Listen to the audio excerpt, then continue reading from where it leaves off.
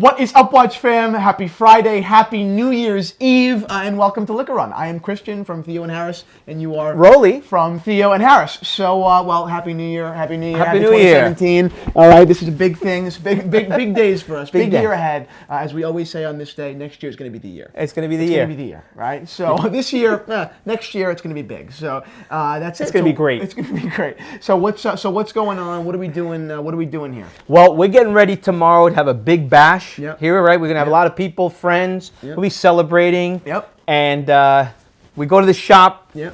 And of course, because we are Liquor Run, we always think value. Dollar, bang per buck. Bang, quality price ratio, Yep. QPR. Yep. And all right, let's do a quick wristwatch check before we get into that. What are you wearing? I'm wearing my my 1601. The 1601 Datejust. Love it. Solid gold. It's one of the prettiest, most.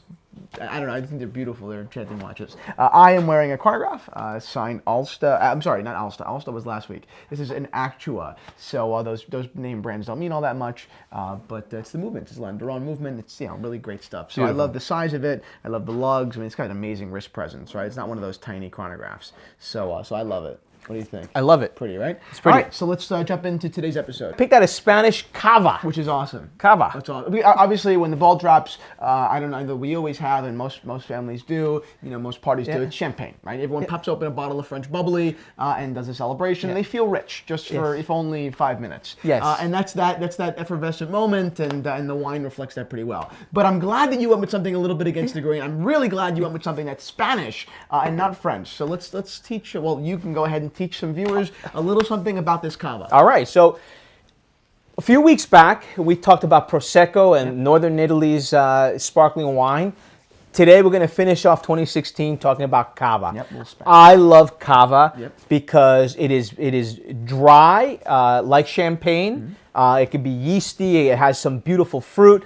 But cava comes from the Catalonia region in Spain, on the western side of Spain, right? Barcelona, for those of you that are Catalans, primarily from that area. There is some cava made outside of Catalonia, in Castilla y León, Navarra, Aragon, but this is where this style of wine reigns supreme. Yep. And you can only call it cava if it's made in the champagne method, or the method champenois. Okay, great. Okay? So it does have a lot of similarities. You said before, cava has more similarities and differences. Yeah, because of the method, how it's made. Now, the grapes here, unlike champagne, where you're using Pinot Noir, Chardonnay, here you're using Macabeo, Parellada, and there's another grape, I think it's called Jarelot, or Charelot.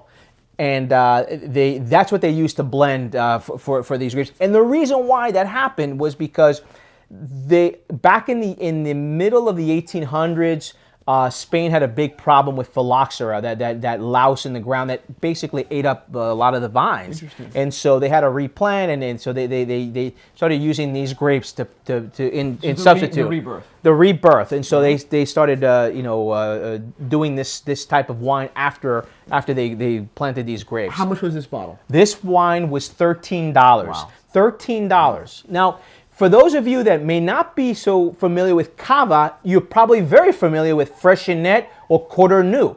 Those are two massive brands from Spain. You'll know Freixenet. It's the black bottle you can't see through, and some gold lettering. That's Freixenet. And by the way, guys, for $9, what have you, that's a solid bottle of wine. Make no mistake. But I wanted to do something a little bit more boutique-y. A little bit more. So we're gonna have some. Crack it open. Castel Roche. I love the bottle, by the way. Lovely labeling. $13.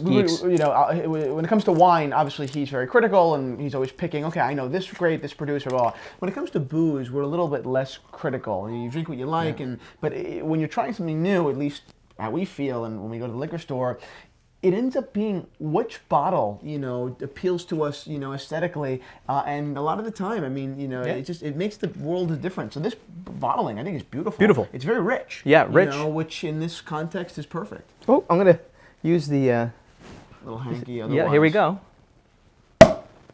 Boom. Look at that. Beautiful. Wow, look at the smoke that just came off of that. All right. That would have been a great shot up close. Shit. There you go. All right. Still smoking too. So what is that? What is that smoke? What's the? Look at it. That's from the gas. Wow. All right. Look at that. So we're going to take note of the perlage, right? The pearls coming up. And how do you like the flutes that we're drinking out of? Yeah, right? Right? Wow. Tiffany flutes. Are these really? Circa 1992. You bought these then? Yeah. Wow, jeez. All right. Cheers. Let's have a sniff. Salud. Okay. I mean, I'm not going to sniff. You should put an arrow in me and not sniff. So, tropical fruit, apple, even like a little pineapple. Some, like I said, tropical fruit. And for Do you find that the color starts off really light and then gets it's yellow? our lighting. It's our lighting. There's more volume up here, so the more volume is gotcha. so I was here gonna say, it it's goes so clear. It goes from weird. it was from How is that possible? 100% clear to all of a sudden gold. gold. Yeah, so yeah, it's so light funny. light straw golden color. Yeah. Okay. You get beautiful little pearls. Okay, coming up. right straight up. Okay, so there's good carbonation here. Yeah. And I mentioned before the fruit. There's for my nose anyway, some pineapple, some apple. But let's have a taste.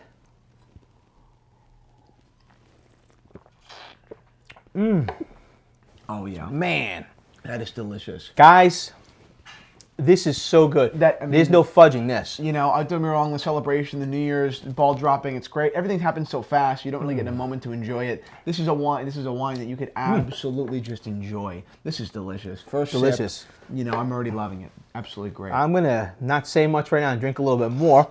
It's so good. Yep. What a bottle. So the history of cava goes back to the 1850s. There was a gentleman by the name of Josep Raventus, and he was selling his still wines from Cotonou, which Cotonou also still out there to this day. But along the way, he went to Champagne to see what was going on, what kind of innovation was going on there, and brought back the whole champenois style of making sparkling wine. So that was the rise, the birth of cava in Spain. In Catalonia really began in the 1850s, and in 1860 when they actually made some additional innovations to the process, and that's really Sure, this Catalan. is a technology-heavy wine, right? I mean, Yeah. you know, technology is really, Right. you know, especially champagne, Yeah, right? I mean, yeah. technology has been, you know, key in producing these things. Yeah. Otherwise, right? What was the big shift? Old school way of doing it to the. Well, if we remember several weeks ago, when we talked about Prosecco, we talked about how the Italians started using the Charmat method. Right, I remember that. Yeah. So there was already innovation. How do we improve and how do we cut cost? Right. So the Italians were doing it in around turn the same make it more time, accessible, and make you know, it more yeah. accessible and create more volume. And keep the price down. So look, cava is not you drink it obviously for the holidays. It's great because it's very easy going with food. You can have salted foods, nuts. Delicious.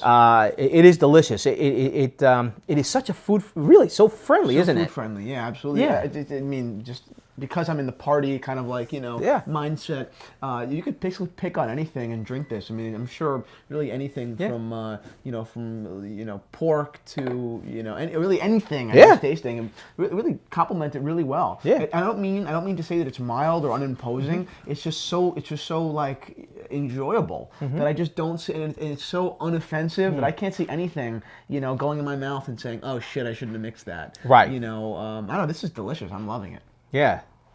So, again, I think we closed out 2016 with a real bang today. I love this one. Absolutely. I love that you did Spanish. You didn't go Champagne. No, I think and we it's will. super cool. We're And going to we go will. to Yeah, Champagne. We'll be absolutely. there. But I'm loving this right now. I think the bottling was terrific. If this wine were a watch, I don't think there really are many Spanish watch brands. You know what? I will say a Spanish watch brand that I love. They have a little bit in common with these guys in that they are off the beaten path. And I think that they have a classical element there, but as far as price, they're nowhere near each other. I think it's. Please put the name here and help me out here, but I believe it's Atelier de Chronométrie. Okay. And you should see these watches. Oh my! Originally, they were based off of vintage movements. And now they are. I think they have 3 models now. I think they have 2 or 3 models. And I have to show you a photo of these watches because they are incredible. The company's based in Barcelona, which is actually pretty funny that, you know, we're talking about Barcelona and Catalunya here in a very refined and off the beaten path way. So although those watches sell for $45,000 and this is $13, so they're different spectrums, still I'm liking that we're doing with little underdog Spanish, you know, refined brands. So so that's it. If you guys haven't seen that brand, check them out too. But thank you so much for introducing me to this wine. I love it.